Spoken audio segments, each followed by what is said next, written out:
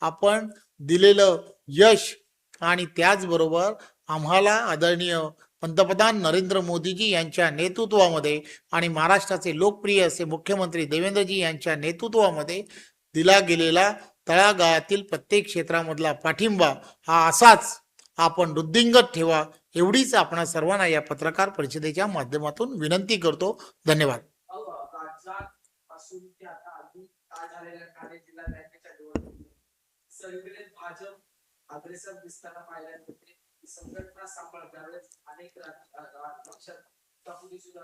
संघटना सांभाळणं कितपत मोलाचं आहे आणि ते सगळं कसं केलं जातं?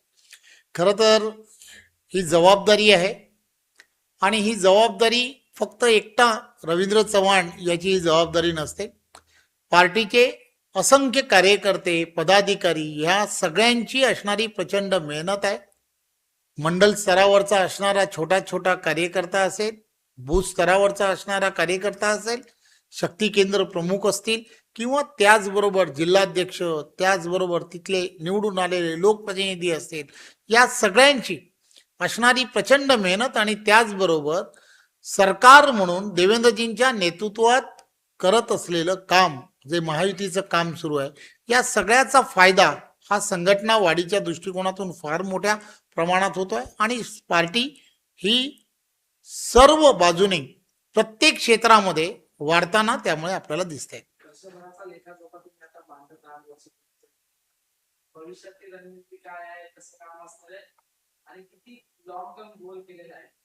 एक गोष्ट लक्षात घेतली पाहिजे की आम्हाला संघटनात्मक बूथ लेवलवरती काम येणाऱ्या काळामध्ये देशाचे पंतप्रधान जसे म्हणतात की बूथ आपला मजबूत झाला पाहिजे, त्यामुळे या महाराष्ट्रामध्ये असणारे 1,02,256 तर रवींद्र चव्हाण यांच्या प्रदेशाध्यक्षपदाला 1 वर्ष पूर्ण झाले. त्यानिमित्ताने त्यांनी पत्रकार परिषद घेतली. एका वर्षामध्ये नेमकं पक्षासाठी काय काय केलं, बूथ संघटन कशा पद्धतीने वाढवलं, याबद्दलची माहिती रवींद्र चव्हाणांनी दिली.